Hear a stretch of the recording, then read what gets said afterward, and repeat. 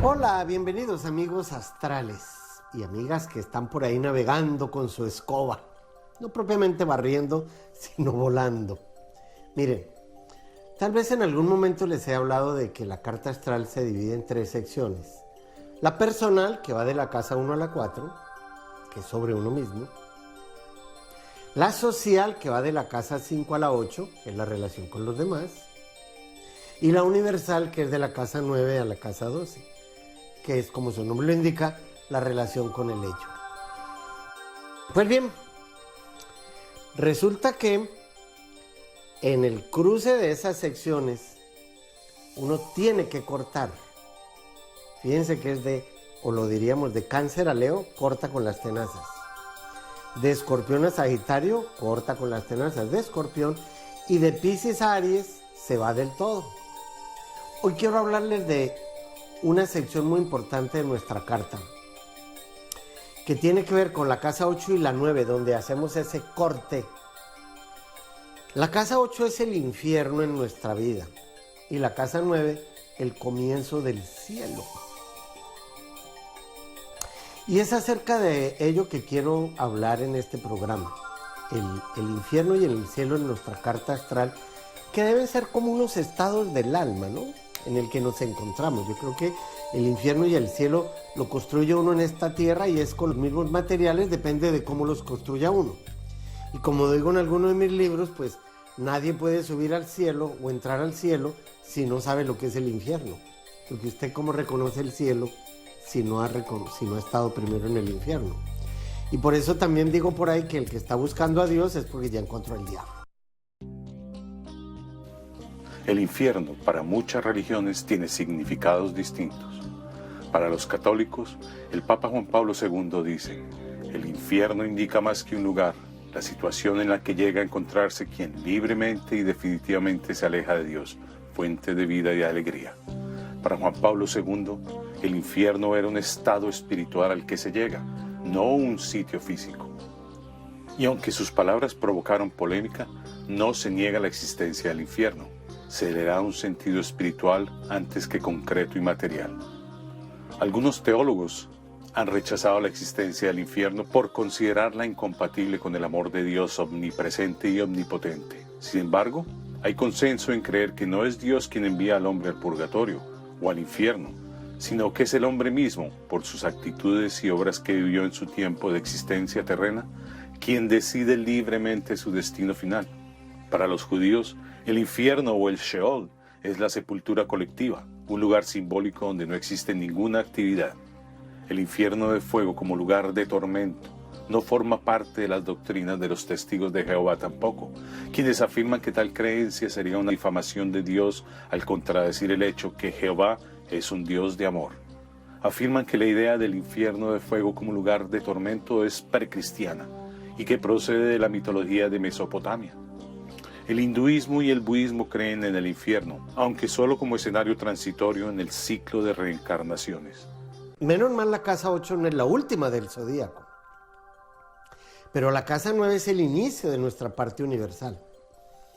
Pues bien, la palabra infierno, el vocablo infierno como tal, viene del latín inferus, que definitivamente significa inferior, el inframundo. Pero no hay que confundir las distintas ideas del inframundo en nuestra carta astral o en el zodíaco. ¿Por qué? Por una sencilla razón. Porque en el inframundo es donde están las almas de los pecadores. Pero para los griegos, el inframundo también era donde estaban los campos elíseos. Y donde de alguna manera las islas bienaventuradas daban de goce a las almas que no habían pecado contra los dioses. Pues bien, para la idea hebrea heredada de Persia y de pronto de Mesopotamia, el ínferos era un lugar de tormento, pero más de inconsciencia que de quemarse las almas en el fuego eterno. No, es un lugar de inconsciencia. Eso va a tener mucho que ver con los griegos, que decían que el Tártaro es el lugar más profundo del inframundo, donde todo es oscuridad absoluta. Más bien es como un alejamiento de la luz, ¿no les parece? Lo que pasa es que después se tuvieron que inventar un poco la idea de que era un lugar de tormento para producirle un tanto de miedo a la gente. Nergal era el dios sumerio babilonio del infierno, o sea que en todas las culturas los sacerdotes manejaron el miedo para que la gente, bueno, en cierta manera estén en la línea del bien, por decir algo. Entonces, los judíos tenían la idea de el Sheol, que obviamente está en la Biblia, y ese Sheol nos cuadra perfectamente con lo que quiero hablar de la casa 8, que es un lugar espiritualmente, digamos, diferente, distinto al del infierno e incluso al del cielo. Era como un lugar de espera. En el catolicismo, tiempo después, y miren que lo que el Papa Juan Pablo II dijo en 1999 fue muy importante y puso en tela de juicio y a pelear entre los mismos católicos. ¿Por qué?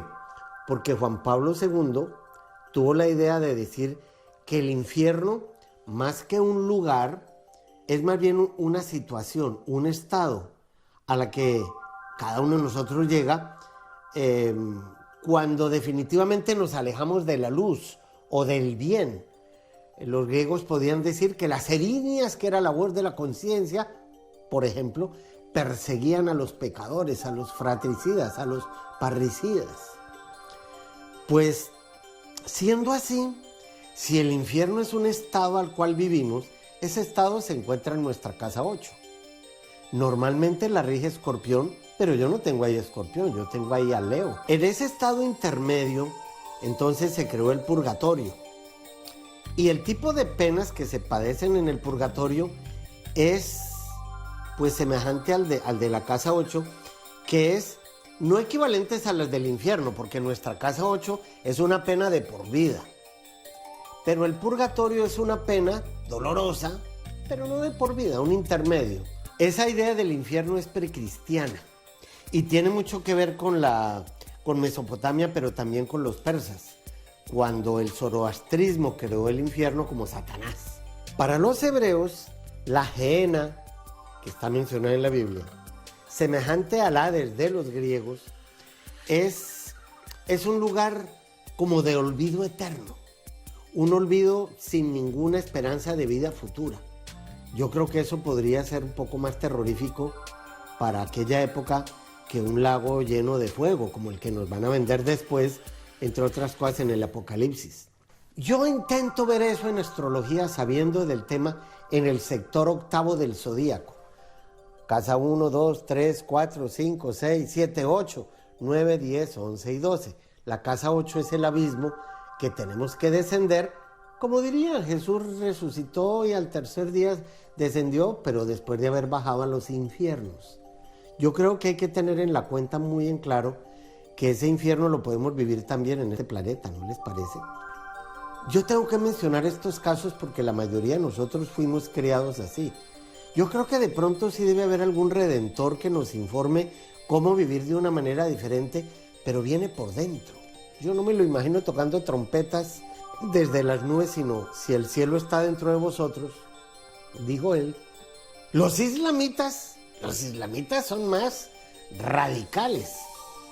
La persona, según los islamitas, desde cuando nace tiene 2 ángeles. Pongamos que uno tiene alitas de paloma y está a la derecha, y el otro tiene alitas de murciélago y está a la izquierda. El uno anota las obras buenas que hizo el alma en la tierra y el otro anota las malas. Yo no sé por qué siempre ponen lo malo en la izquierda. ¿Qué tendrán de malo los izquierdistas? Tanto que esta es la diestra y esta es la siniestra. Y cuando uno dice que tiene un siniestro, pues es una tragedia.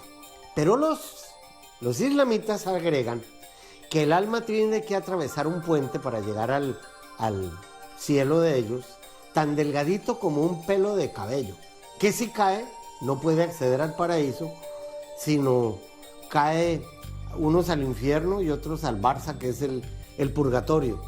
Dicen que hay un Araf.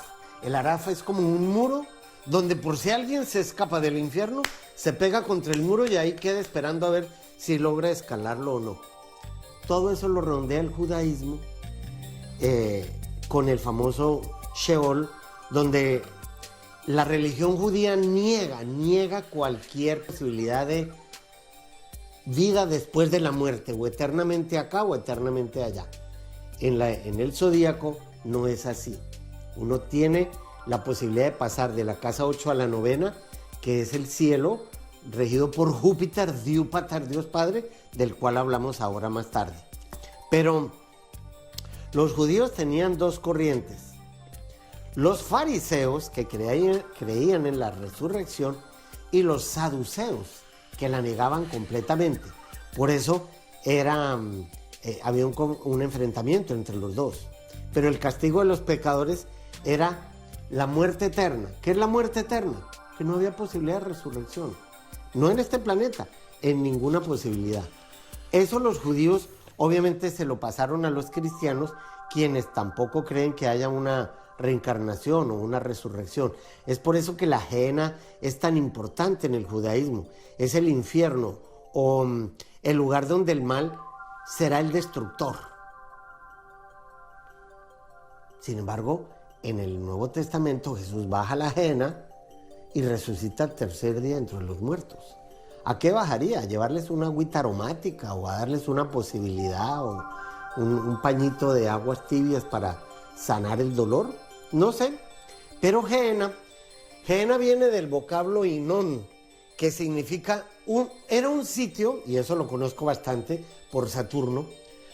En el año 638 a.C., hasta esa fecha, se mataban niños en honor de una deidad llamada Moloch, que la trae Amós, el antiguo profeta, diciendo que era Saturno a quien se sacrificaban niños. Recuerden que Saturno se comía a sus hijos. Esa práctica después fue prohibida en el año 648 por Josías, pero se quedó el lugar Hinón como la Gehenna, como el lugar donde se mataban los niños. Jesús después toma la palabra Gehenna, el infierno del que hablamos en la casa 8, y la menciona unas 12 veces en el Nuevo Testamento.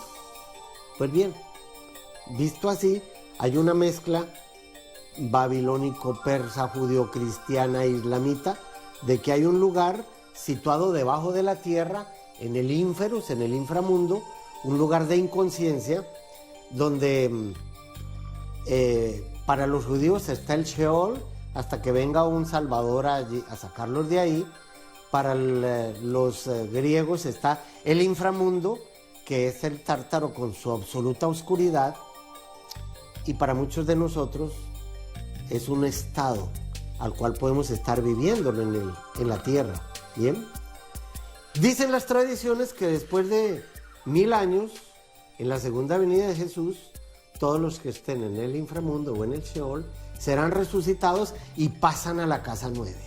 La casa 9, digo yo, no Jesús, es regida por Sagitario normalmente. Yo tengo ahí a Virgo con una llavecita para entrar al reino de los cielos, que también está dentro de vosotros. Hablaremos del cielo luego, en la siguiente sección. Por ahora los dejo pensando qué tendrán ustedes en la casa 8, qué signo se la regirá, quién les ha vuelto la vida un infierno o a quién le van a volver a ustedes la vida un inframundo. Para que salgamos de ahí, ¿no? Ya regreso.